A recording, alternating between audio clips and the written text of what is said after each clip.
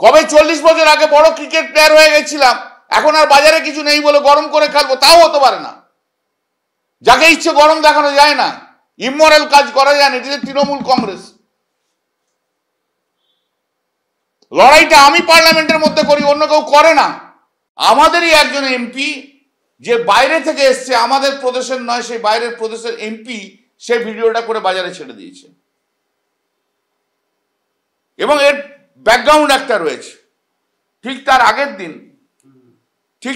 দিন কীর্তি আজাদ কয়েকজন মহিলা এমপি এবং 2-4 জন মেল এমপি একটা চিঠিতে সিগনেচার নিয়েছিল। সিগনেচারটা নেওয়ার পর সিগনেচারটা বলেছিল চিঠিতে অ্যাড্রেস টু দি স্পিকার।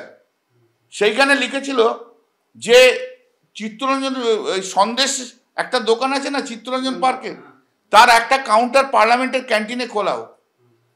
যে মুহূর্তে আমি জানতে পেরেছি সঙ্গে সঙ্গে আমি বিরোধিতা করেছি, না এটা হতে পারে না।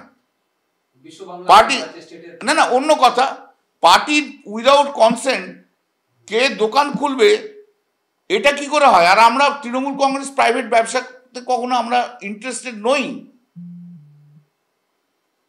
তখন সে আমাকে বলে না এটা তো আমাদের প্রাইভেট ম্যাটার। আমরা no, it is not a private matter.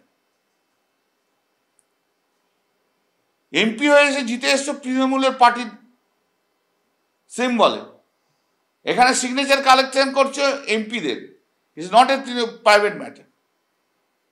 চিঠি জমা দিতে পারেনি। ন্যাচারালি রাগ তো আমার উপর জন্মেইছে। কে জানে কোথায় কার কি কথাবার্তা হয়েছিল।